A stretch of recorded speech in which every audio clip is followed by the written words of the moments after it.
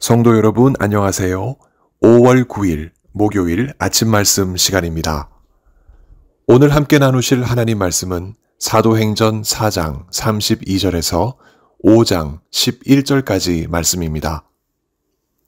그 중에 32절에서 35절까지 말씀을 봉독하여 드리겠습니다.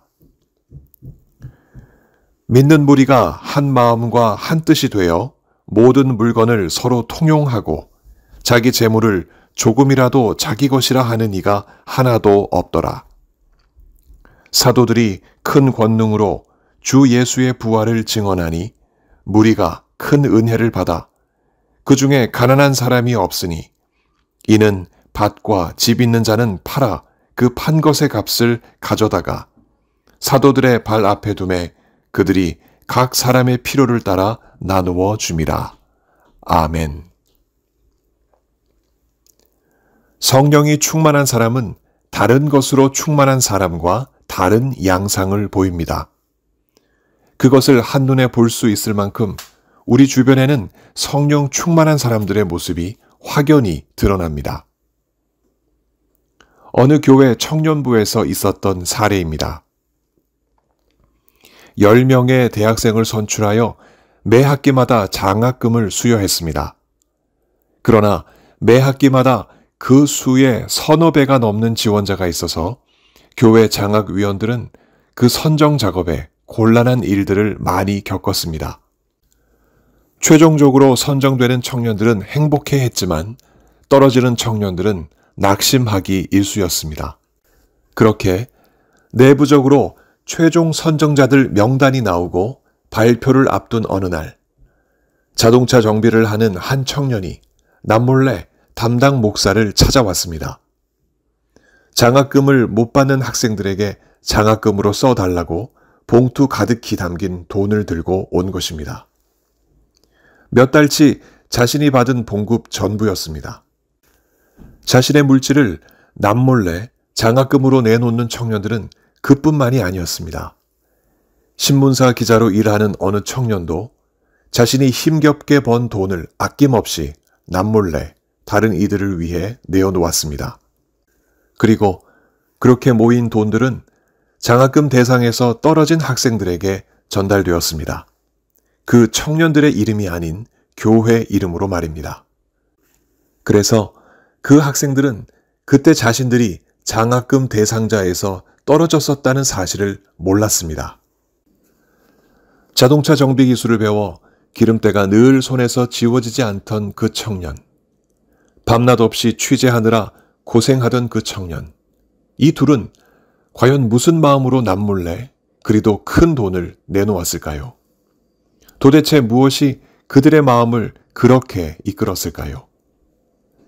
세상에는 예수를 안 믿어도 자선단체에 큰 돈을 기부하는 사람들이 많습니다. 그 동기가 선한 마음이라면 그들의 헌신에 우리는 박수와 존경을 보냅니다. 하지만 예수 믿는 사람들이 남몰래 행하는 자기 희생에는 또 다른 동기가 있습니다. 무엇일까요? 성령의 충만함입니다. 믿는 무리가 한 마음과 한 뜻이 되어 모든 물건을 서로 통용하고 자기 재물을 조금이라도 자기 것이라 하는 이가 하나도 없더라. 32절의 기록입니다. 누가가 기록하는 초대교회 성도들처럼 현대교회 성도들 역시 예수를 믿는 한 마음과 한 뜻 혹은 한 영혼으로 성령 안에서 자신의 것을 이처럼 내어놓습니다. 피도 섞이지 않은 남남이지만 예수의 피로 한 가족인 것을 믿는 믿음에서입니다. 그 가족 식구가 쓰러질 때 그를 다시 일으키기 위해 자신을 희생하는 그 마음은 성령으로부터 오는 것입니다. 자기 재물을 자기 것으로 여기지 않고 서로 통용할 수 있는 것도 자신을 희생하여 성도들에게 영생을 주신 예수님을 따르는 믿음에서 오는 것입니다. 예수님의 희생이 죽음으로 끝나지 않고 부활로 이어졌으니 그 부활이 곧 나의 부활이라 믿는 성도들은 자신의 재물을 이처럼 먼 안목으로 바라보고 깊이 있게 뚫어보는 믿음의 눈을 가집니다. 그 시선 끝에 하나님의 은혜를 발견하고 자신의 재물이 하나님의 은혜 중 하나인 것으로 깨달아 그 재물을 하나님의 영광을 위하여 사용합니다. 초대교회 성도들이 그러했습니다. 사도들이 성령이 주시는 권능으로 예수님의 부활을 증언할 때 많은 무리가 큰 은혜를 받아 그리스도인이 되었습니다. 그 받은 은혜는 겉으로 드러나는 법인데 자신의 재산을 가난한 이들을 위해 내어놓는 일로 나타났습니다. 성도들은 자신의 밭과 집을 팔아 그 판값을 사도들의 발 앞에 가져왔고 그 돈은 필요한 이들에게 나누어졌습니다. 당시 예루살렘 인근에서 밭과 집을 가질 만큼 재산이 있는 자들은 전체 인구의 10%도 되지 않았으리만큼 로마 식민지 치하에서 살아가던 유대인들은 대부분 가난했습니다. 의식주만이 부족했던 것이 아닙니다. 교육도 문화도 제대로 누리지 못했을 암울한 시대를 그들은 살아갔습니다. 10% 남짓 부자들은 그럴수록 더욱 악착같이 재산을 모으고 자식을 교육시킬 각오로 살아가지 않았겠습니까? 식민지 시대였기에 더욱 집안을 세우기 위해서라도 그런 각오는 의례, 당연하고 마땅했을 것입니다. 그러나 예수를 믿고 성령을 받은 이들은 그들과 결이 달랐습니다. 가족의 개념이 혈통이 아닌 예수가 된 것입니다. 예수를 믿는 믿음으로 한 마음과 한 뜻 혹은 한 영혼이 되어서 자신의 재산을 모두 예수 안에 있는 가난한 이들에게 내어놓았던 것입니다. 그랬던 인물 중 한 명이 바나바입니다. 그는 디아스포라 유대인으로 구브로 출신 레위족 사람이었습니다. 히브리식 이름은 요셉이고 별칭은 바나바, 말하자면 선지자의 아들입니다. 선지자는 보통 하나님의 위로를 전하니 위로의 아들이라고도 합니다. 그도 역시 밭을 팔아서 사도들 앞에 내어놓았습니다. 별칭으로 보아 얼마든지 자신이 가진 지식으로 존경받으며 살 수 있고 밭이 있었던 것으로 보아 얼마든지 넉넉한 삶도 영위할 수 있었을 것입니다.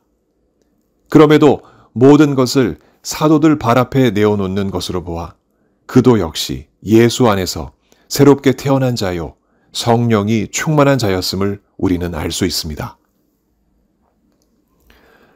그러나 이와는 대조적으로 성령이 아니라 재물로 충만한 자 역시 초대교회에 나타나고 있습니다. 아나니아와 삽비라가 바로 그들입니다. 그들도 자신의 소유를 팔았습니다. 그러나 그 받은 값에서 얼마를 감추고 남은 돈을 사도들에게 가져왔습니다.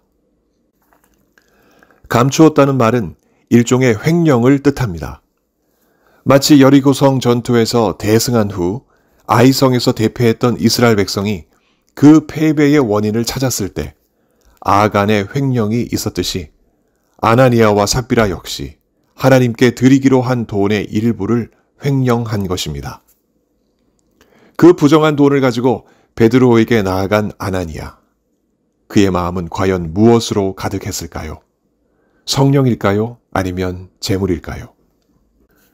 성령이라면 횡령이 감히 나올 수 있었을까요? 성령 충만했던 베드로는 이를 이미 알고 있었습니다. 그에게 이렇게 말했습니다. 아나니아야, 어찌하여 사탄이 내 마음에 가득하여 네가 성령을 속이고 땅값 얼마를 감추었느냐? 땅이 그대로 있을 때에는 내 땅이 아니며 판 후에도 내 마음대로 할 수가 없더냐? 어찌하여 이 일을 내 마음에 두었느냐? 사람에게 거짓말한 것이 아니요 하나님께로다. 5장 3절의 기록입니다. 그렇습니다. 차라리 팔지 않았어도 될 땅이었습니다. 팔았어도 얼마를 남기고 남은 것을 가져왔다고 사실대로 얘기하면 될 일이었습니다. 그러나 아나니아는 그렇게 하지 않았습니다.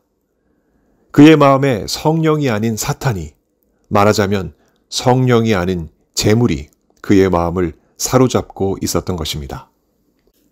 즉시 그 자리에서 그의 생명이 떠났습니다.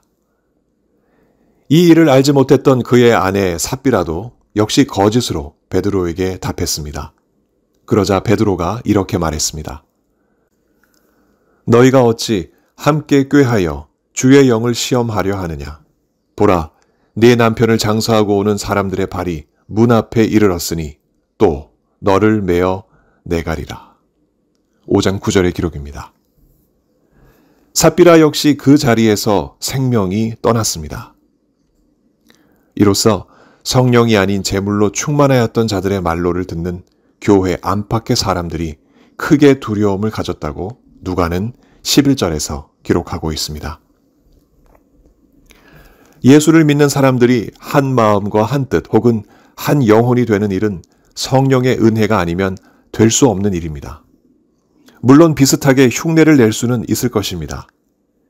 역사와 철학, 신학에 많은 관심을 가졌던 칼 마르크스는 초대교회 공동체를 성령이 아닌 공산주의라는 신념으로 한번 만들어 보려고 이론을 펼쳤습니다.